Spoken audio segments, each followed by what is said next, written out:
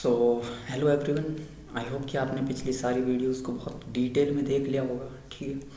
और अभी तक मैंने पहले काउंसलिंग का जो बेस है वो आपसे शेयर किया, किस तरीके से काउंसलिंग करनी है, ठीक है। क्या क्या फैक्टर आपको ध्यान रखने हैं, ब्रांचेस कौन कौन सी है, लिस्ट किस तरीके से बनानी है, ठीक है। और वो सारी चॉइस फिलिंग ये मोस्ट इम्पॉर्टेंट है, जिसके लिए काउंसलिंग मोस्टली हम देखते हैं, ठीक है। शेड्यूल देख लिया, सीट अलॉटमेंट जब आपको होगी तो आपको लिस्ट कैसे बनानी थी, सीट अलॉटमेंट के टाइम पे क्या प्रॉब्लम आती है वो आपको मैं पहले ही बता रहा हूँ कि इस चीज़ को प्लीज़ एक बार इस वीडियो को ज़रूर से देखें।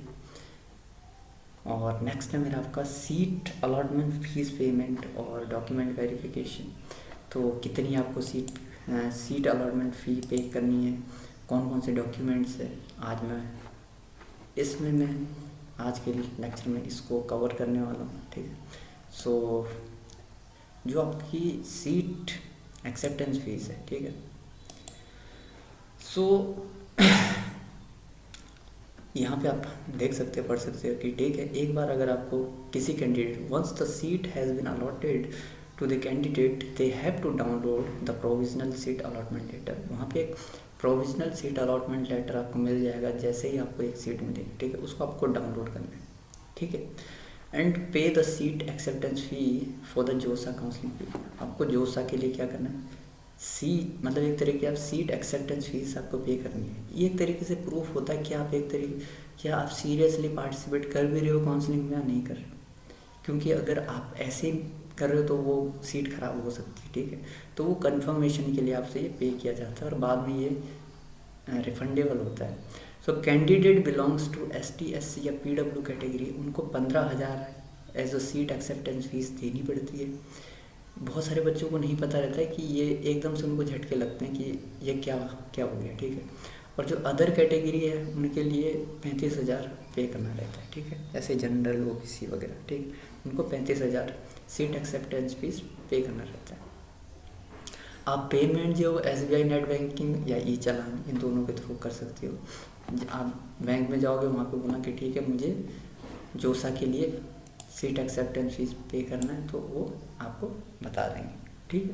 तो ये आपका क्या सीट एक्सेप्टेंस फ़ी है जो आपको पे करनी रहती है। सो नेक्स्ट अब क्या है कि डॉक्यूमेंट वेरिफिकेशन, ठीक है। ये आपका नियरेस्ट सेंटर हो सकता है या जो आपको कॉलेज अलॉट हो, अगर आपके पास का ही कोई कॉलेज है तो आप डायरेक्टली वहाँ भी जा सकते हो।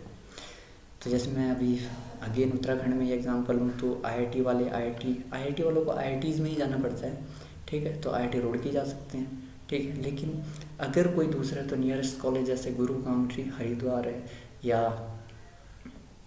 NIT उत्तराखंड है, ठीक है, वहाँ जा सकते हैं श्रीनगर। तो मोस्टली बच्चे NIT वहाँ जाते हैं, हरिद्वार ही जाते हैं।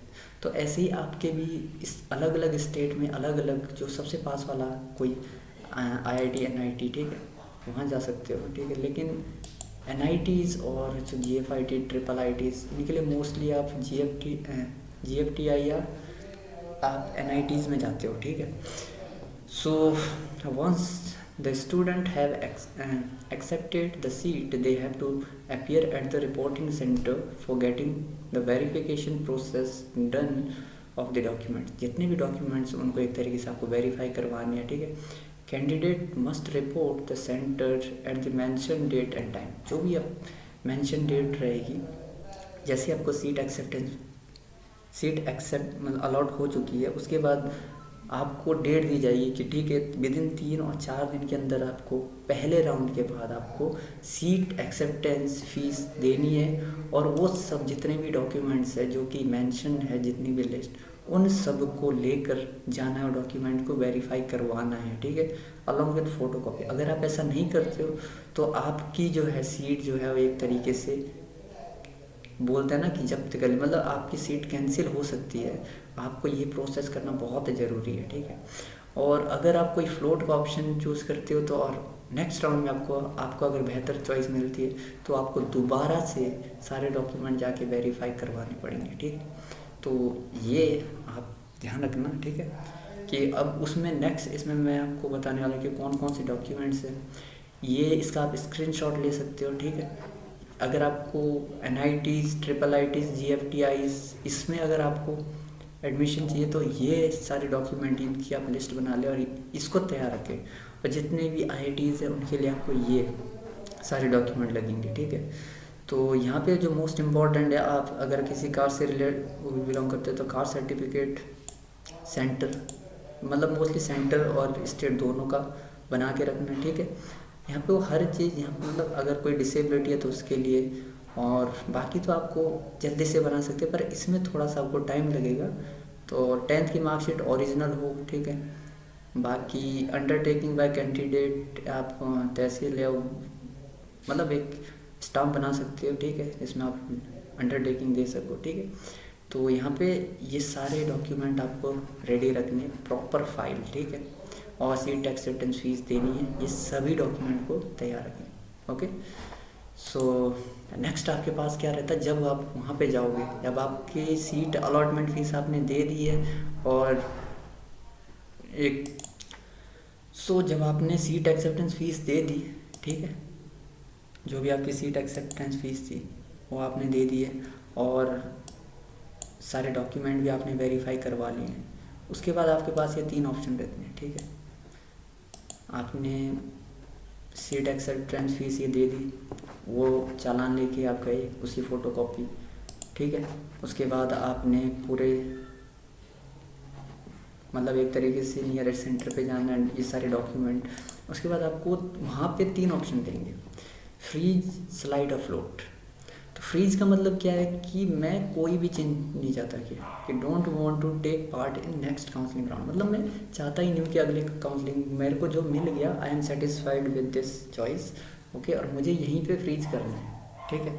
तो ये रहता है फ्रीजिंग का ऑप्शन।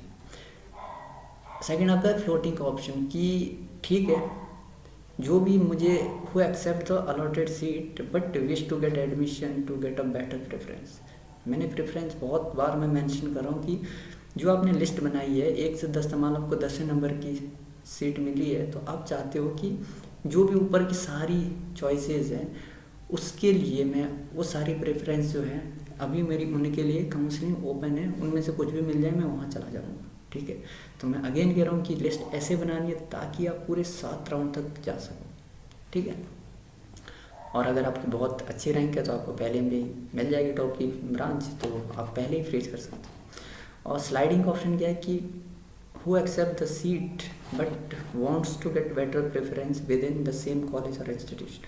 मतलब अगर आपको कोई IIT बॉम्बे मिला, वहाँ पे आपको केमिकल मिली, आप चाहते हैं कि मुझे उसी में ही सेम कॉलेज में, मतलब दूसरे कॉलेज की काउंसलिंग में ख़त्म कर रहा हूँ, मुझे उसी कॉलेज में या तो मुझे मैकेनिकल दे दो या मुझे EC दे दो या मुझे CSE दे दो, ठीक है, तो वो चलेगा, ठीक है। सो ये कुछ बाकी पॉइंट्स है जो आप देख सकते हो। The candidate are allowed to make amendment in the process, okay, मतलब बाद में आप इसको हो सकता है 2nd या 3rd राउंड के बाद आप चाहो कि ठीक है, आप परेशान हो गए तो आप उसको रोक सकते हो काउंसलिंग को। And they can change from float to sliding to freezing by mentioning about the same at the reporting centre.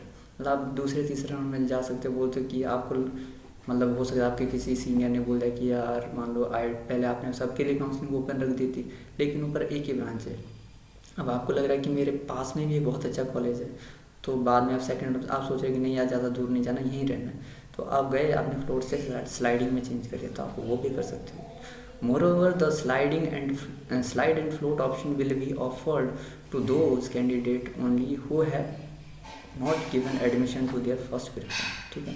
मतलब प्रेफरेंस अभी उन्होंने फ्रीज नहीं किया है, ठीक है, इसका मतलब ये, और तो स्लाइड और फ्लोट का ऑप्शन भी उनके पास अभी क्या है, अवेलेबल है, ठीक है।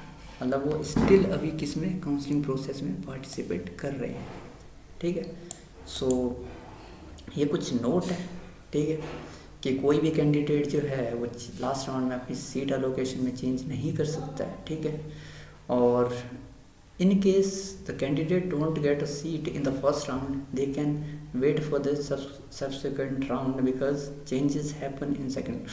देखो अगर आपको पहले राउंड में कोई भी सीट नहीं मिले तो आपको वेट करो, आपको देखो, मैं इसलिए कह रहा हूँ कि यहाँ पे आपको कंजूसी नहीं करनी है, आपको 500-600 जितनी चॉइस है ना टोटल वो भर दो।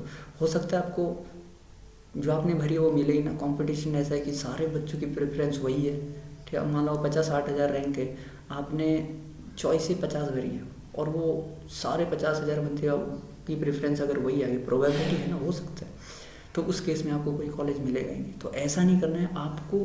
सबसे पहली बात कि आपको चॉइसेस में कंजूसी नहीं करनी है, लगभग जितनी चॉइसेस है सारी भर दो, ठीक है, प्रॉपर तरीके से उनका प्रेफरेंस बना के, ठीक है।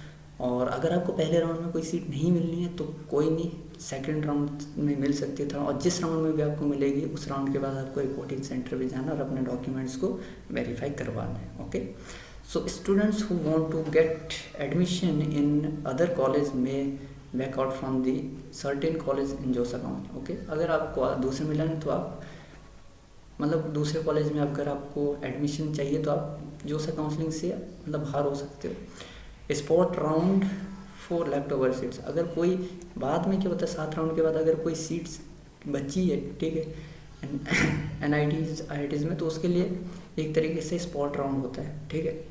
तो स्पॉट राउंड जो है बहुत लेट होता है और ये ज़रूरी नहीं कि स्पॉट राउंड हो, ठीक है, अगर सीट बची तो होगा, नहीं तो नहीं होगा, ठीक है। तो ये इसका क्या एक तरीके से डिसएडवांटेज है।